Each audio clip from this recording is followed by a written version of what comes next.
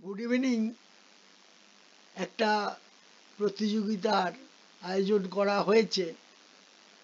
আমি সব স্টুডেন্টদের বলছি, এখানে যারা পড়ে তারা তো আছেই, এবং যারা আউটসাইড থেকে আসবে তাদেরকেও আমি যে কথাগুলো বলছি একটু মন দিয়ে শোনার কথা বলছি। প্রতিযোগিতাটা হবে ফার্স্ট উইক অফ জুলাই, এবং www.circlesguide.com এটা খুলে এনরোল করতে হবে। যারা আউটসাইড থেকে আসবে এনরোল করতে হবে, এনরোলমেন্ট ফর্ম দেওয়া আছে, দিয়ে সাবমিট করতে হবে, কোনো ফিজ লাগবে না।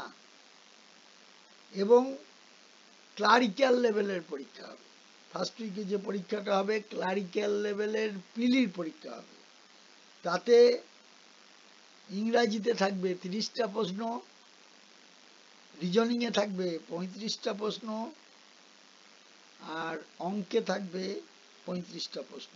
এই টোটাল 100টা কোশ্চেনের উপর উত্তর দিতে হবে, এবং আলাদা আলাদা করে টাইম থাকবে, আলাদা আলাদা করে পেপার থাকবে। প্রত্যেকটা পেপারে 20 মিনিট করে টাইম পাবে, অর্থাৎ 3টে কোশ্চেনে 3টে বিষয়ে 60 মিনিট, অর্থাৎ 1 ঘন্টা সময় পাবে। এবার কাট অফের কথা বলি। 30টা কোশ্চেনের মধ্যে 20 নম্বর করে প্রত্যেকটা বিষয়ে কাট অফ পেতে হবে। ইংরেজিতে 20, রিজনিংয়ে 20 এবং অঙ্কে 20, মিনিমাম এটা পেতে হবে।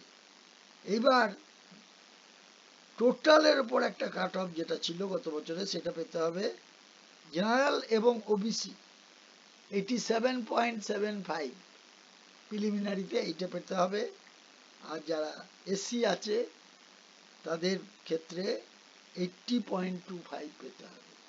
এই কাট অফটা অ্যাটেম্প করলে পরেই সে পরবর্তী পরীক্ষার যে ফিজ সেইটা ফার্স্ট প্রাইজ হিসাবে গণ্য হবে, সেকেন্ড প্রাইজ হিসাবেও গণ্য হবে, থার্ড প্রাইজ হিসাবেও গণ্য হবে।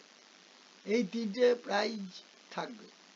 যেহেতু এই জুন মাসের যে পরীক্ষাটা হলো একজনই কেবলমাত্র পিলিতে কোয়ালিফাই করেছিল, কিন্তু এই জুলাই মাসের যে পরীক্ষাটা হবে তাতে পিলিতে কোয়ালিফাই করার পর আবার মেন পরীক্ষা হবে। সেই মেন পরীক্ষাটা হবে জুলাই মাসের লাস্ট উইকে।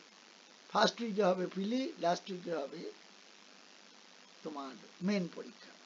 এটা ক্লারিক্যাল লেভেলের হবে। এটা আইবিপিএস এর যে সিলেবাস সেই অনুযায়ী হবে মক টেস্ট। এটা একটা মক টেস্ট। এটা দিলে পরে বা ওই গত বছরে কাট অফ যেটা ছিল সেটা কেউ যদি অ্যাটেন্ড করতে পারে তাহলে সে পুরস্কৃত হবে। এবার উৎসাহের সঙ্গে অনেকে দিচ্ছে, তোমরাও দেবে, না দেওয়ার কিছু নেই। বাইরে থেকে যারা এসছো তারাও দেবে, এবং বাইরে থেকে তাদেরকে এনরোল করতে হবে, আর যারা এখানে পড়ে তাদেরকে এনরোল করার দরকার নেই। যারা বাইরে থেকে আসবে তাদেরকে এনরোল করতে হবে। পরীক্ষা বাড়ি থেকে দিতে পারবে, কোনো অসুবিধা নাই।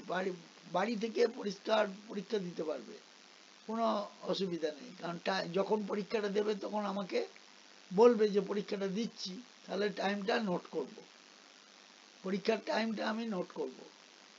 এবার যদি কম্পিউটারে ধরো বা নেটে কোনো গোলমাল হয় সেটার ক্ষেত্রে আমি কিছু করতে পারবো না।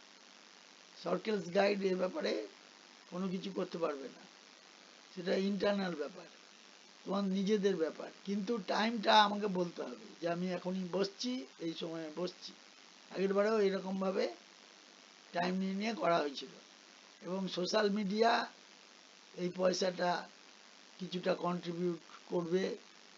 দেখা যাক কতটা কি হয়। ঠিক আছে, তোমরা ভালো থাকবে এবং পরীক্ষাটার জন্য প্রস্তুত হও। এনরোলমেন্ট ফর্ম যারা বাইরে থেকে তারা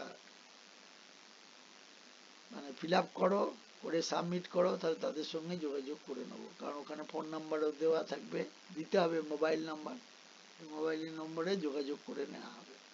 এবং প্রচুর পরিমাণে যারা স্টুডেন্ট আমার এখানে পড়ছে তারা প্রচুর পরিমাণে এটাকে শেয়ার করো। এটা আমার অ্যাপিল সবারই কাছে, প্রচুর পরিমাণে শেয়ার করো। ঠিক আছে, ভালো থাকবে, রাখছি, ঠিক আছে।